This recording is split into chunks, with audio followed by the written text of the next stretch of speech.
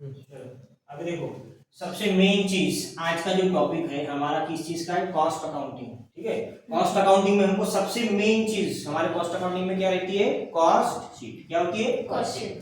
अब cost accounting में बहुत सारे टॉपिक है। अब कॉस्ट अकाउंटिंग ग्रेजुएशन लेवल पे भी है, बीकॉम बीबीए लेवल पे जिन जिनको कॉस्ट अकाउंटिंग है बेसिक पार्ट। ठीक है, और एमकॉम एमबीए में भी कॉस्ट अकाउंटिंग है, एडवांस कॉस्ट अकाउंटिंग रहता है। ठीक है, कोई भी लेवल पे पढ़ो या कोई भी यूनिवर्सिटी में पढ़ो, ये चीजें तुम्हारे को होगी ही होगी, क्योंकि ये बेसिक पार्ट है। ठीक है, अब बेसिक पार्ट रहेगा तो मेन चीज सबसे पहले कॉस्ट अकाउंटिंग में जो पढ़ना रहता है वो रहता है कॉस्ट शीट। ये टॉपिक है, ठीक है, जिसमें क्या रहता है आप लोगों को यहाँ पे कॉस्ट शीट ये पढ़नी पड़ती है, ये एक मेन चीज है। और कॉस्ट शीट के साथ जो होता है वो होता है टेंडर।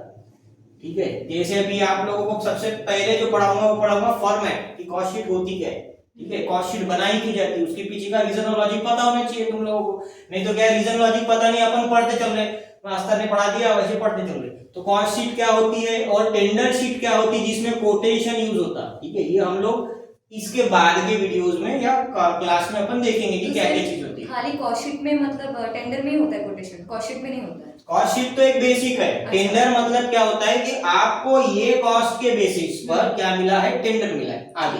ठीक है, उसको भी एक्सप्लेन करता हूँ क्या चीज होती है। पहले मेन चीज कॉस्ट शीट क्या होती है। कॉस्ट शीट मतलब आप अगर कोई प्रोडक्ट बनाते हो उसके पीछे कोई ना कोई लगने वाला खर्चा, एक्सपेंसेस लगेगा। अगर कोई भी चीज बनाते हो, समझो ये पेन बना रहे हो, ठीक है, अब ये पेन बनाओगे, अब ये पेन मान के चलो 10 रुपए का है। अब 10 रुपए का है तो इस मतलब इस पेन को बनाने के लिए कितना खर्चा लगा, सबसे पहले तो ये निकालना पड़ेगा। अगर पेन को बनाने का तुम्हारा खर्चा निकल गया है, ठीक है, तो उसके बाद क्या जोड़ोगे, प्रॉफिट, और तभी जाके वो मार्केट में बिकने के लिए सेल होगा। समझ गया क्या, तो वो सेलिंग प्राइस रहेगी। तो पहले कॉस्ट शीट समझ लेते हैं कि कॉस्ट होती क्या है। देखो, सबसे पहले जो पार्ट चालू होता है ये एक स्टैंडर्ड प्रोसीजर से होता है, ये एक बेसिक फॉर्मेट है। ठीक है, अब सबसे पहले क्या होता है, मटेरियल। अगर हमारे पास कोई कॉस्ट मतलब कोई वस्तु आ रही है, ठीक है, या हम कोई चीज का प्रोडक्शन कर रहे हैं, तो उसके पीछे कोई ना कोई सामान मंगाना पड़ेगा। जैसे पेन बनाएंगे तो प्लास्टिक का रॉ मटेरियल बुलाना पड़ेगा, इसके अंदर जो फोम रहता है या इंक पेन रहता है, ये बनाने के लिए हमको क्या बनाना पड़ेगा, पहले रॉ मटेरियल बुलाना पड़ेगा। समझ रहे हैं क्या, तो ये आएगा ओपनिंग स्टॉक। सबसे पहले मतलब पुराना कुछ बचा होगा अपने पास रॉ मटेरियल, तो वो लेके आएंगे, यहाँ पे लिखेंगे। फिर उसके बाद कुछ इस साल मैंने परचेज किया क्या, खरीदा क्या, वो चीजें यहाँ पे आ जाएंगी। उसके बाद कैरेज, कैरेज मतलब क्या रहता है, गाड़ी से सामान आ रहा है, इनवर्ट रॉ मटेरियल का, तो वो चीजें आ जाएंगी अपने पास। ठीक है, इन तीनों को क्या कर देंगे हम लोग, प्लस।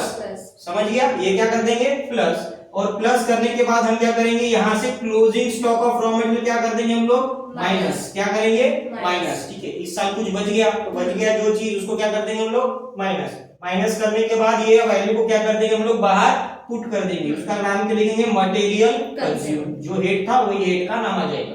ठीक है, समझे इतना चीज। तो सर और एक डाउट है, जैसे अमाउंट लिखा हुआ है तो ये सीपीयू जो कॉस्ट पर यूनिट है, उसमें फिर वो क्लोजिंग स्टॉक में क्यों वो कौन से अमाउंट है, ये वाली उसके ऊपर तो सीपीयू का बताता हूँ मैं कैलकुलेशन कैसा होता है। ठीक है, पहले अपन वैल्यूज डालेंगे, उसके बाद कॉस्ट पर यूनिट का कैलकुलेशन करेंगे। अब देखो, बी पार्ट आता है हमारे लिए डायरेक्ट या प्रोडक्टिव वेजेस। ये क्वेश्चन में दिया रहेगा कि डायरेक्ट वेजेस क्या है और डायरेक्ट या प्रोडक्टिव एक्सपेंसेस क्या है। ये क्वेश्चन में आप लोगों को दिया रहेगा। अपन क्या करेंगे, क्वेश्चन वाला ये चीज यहाँ पे पुट डाउन करेंगे। कौन सा होना, डायरेक्ट, इनडायरेक्ट नहीं, कौन सा होना, डायरेक्ट या तो प्रोडक्टिव।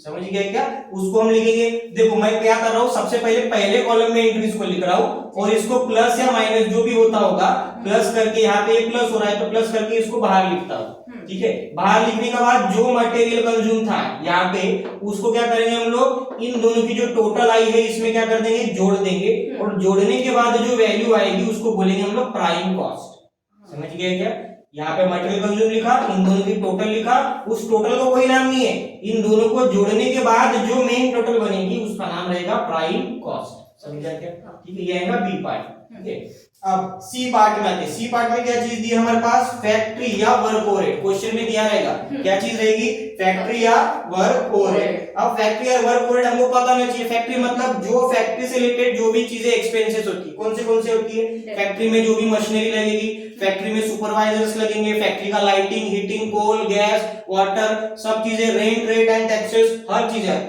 अभी फॉर्मेट के हिसाब से समझाने के लिए 3-4 चीजें लिखा हूं।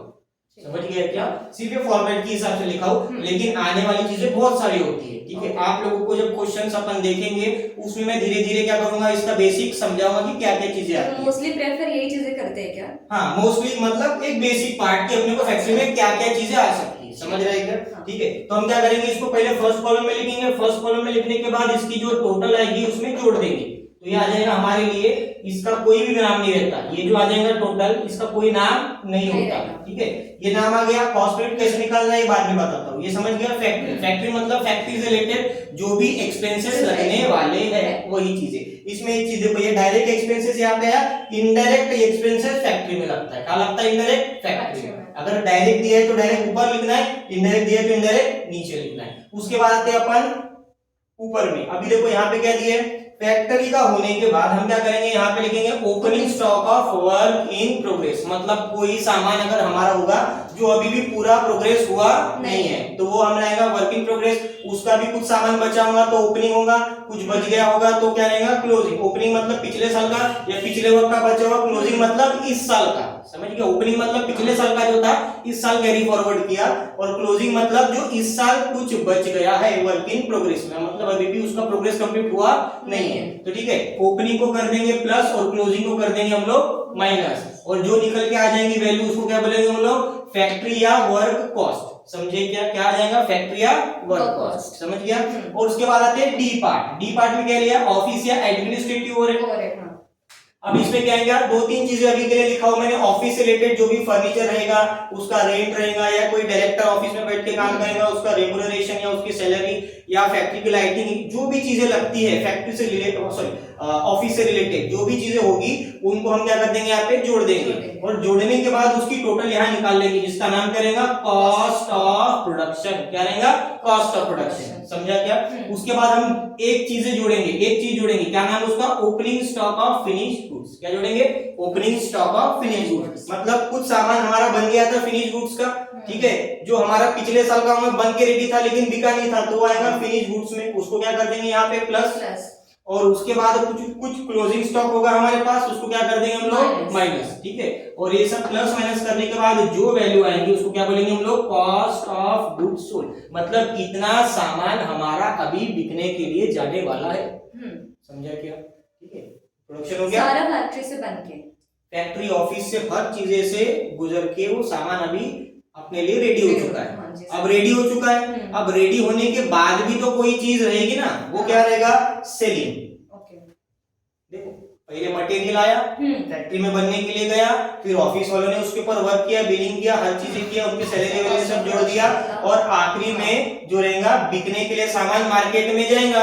अब बिकने के लिए जाएगा तो उसके लिए सेलिंग का खर्चा लगेगा, वो क्या रहेगा, सेल्समैन की कोई सैलरी। अब जो भी चीजें रहेगी सेलिंग के लिए वो क्या क्या चीज रहेंगी, सेल्समैन करेगा, एडवर्टाइजमेंट्स लग सकता है हमारे लिए, कोई अदर सेलिंग एक्सपेंस लग सकता है, या बैड डेट। बैड डेट मतलब क्या रहता है, अपने लिए हमने कोई सामान बेचा था लेकिन हमारे को क्या हो गया, उस पे लॉस, उधारी पे बेचा था, उधारी पे बेचा था लेकिन पैसा मिला नहीं, तो काय में जाएगा तुम्हारा बैड डेट में, तो लॉस हो गया, तो खर्चे में जोड़ देंगे अपन उसको, ठीक है। अब इसको प्लस माइनस करने के बाद जो चीज आएगी हमारे लिए वो आ जाएगा हमारे लिए टोटल कॉस्ट। टोटल मतलब पूरे एक्सपेंसेस को मिलाने के बाद जो चीज आती है उसको क्या बोला जाता है, टोटल कॉस्ट। समझा क्या? यहाँ तक समझा? ठीक है। जैसे सेल्समैन के सैलरी जैसे बोले गए हैं, तो फिर वो रिटेलर और होलसेलर के मतलब कन्वर्ट कर सकते हैं क्या? कोई भी चीज, किसी को भी सामान बेचो ना, सेल्समैन तो कहीं पे भी लग सकता है। समझ रहे क्या? सेल्समैन कहीं पे भी लगेगा ना, जरूरी थोड़ी ना है। ये होलसेलर और ये मतलब सेलिंग और डिस्ट्रीब्यूशन में नहीं आता है। होलसेलर और रिटेलर जो होते हैं वो सेलिंग एंड डिस्ट्रीब्यूशन में नहीं आता है। होलसेलर को अपन सेल्समैन अपन प्रोवाइड कर रहे हैं ना। अच्छा। मेन चीज अपन अपना क्या चीज है, होलसेलर रिटेलर तो बाद में बेचते बैठेगा ना, उसका क्या करना है अपने को। मेन चीज तो हमारे तरफ से क्या चीज जा रही है वो चीज देखना है कि नहीं। समझ रहे क्या? वही चीज पूछ रहा था। ये क्या आ जाएगा हमारे लिए, टोटल कॉस्ट। समझा? उस पे क्या जोड़ देंगे, अगर हमारा सेल मान के चलो हमारी कॉस्ट लगी है एग्जांपल के लिए 1 लाख, ठीक है, और 1 लाख तक हमारा सामान बन गया। अब बिकने के लिए गया 1,20,000 में। कितने में गया? 1,20,000 में, ठीक है। मतलब हमारे लिए क्या बन गया, प्रॉफिट बन गया। क्या कितने का प्रॉफिट बन गया? 20,000 का। कितने का प्रॉफिट बन गया? 20,000 का। अरे कॉस्ट में प्रॉफिट जोड़ेंगे तभी तो सेल निकलेगा कि नहीं। समझ गया क्या? या तो सेल में से कॉस्ट को माइनस करेंगे, अगर सेल बड़ा है और कॉस्ट छोटी है तो प्रॉफिट, और अगर तुम्हारा सेल छोटा है, क्या बोल रहा हूँ, सेल का अमाउंट छोटा है और तुम्हारी कॉस्ट ज्यादा है तो क्या आ जाएगा, लॉस।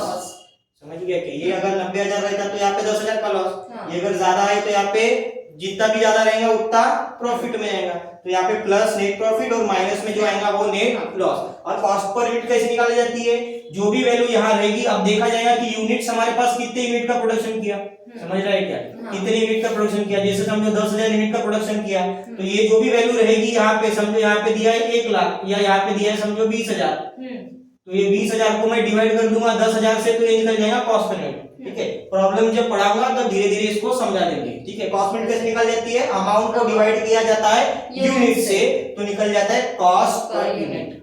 समझा, फॉर्मेट समझ गया, कोई डाउट, कोई सवाल? ठीक है, लिख लो इसको। ठीक है, आगे की चीजें अगले इसमें देखते हैं। ठीक है।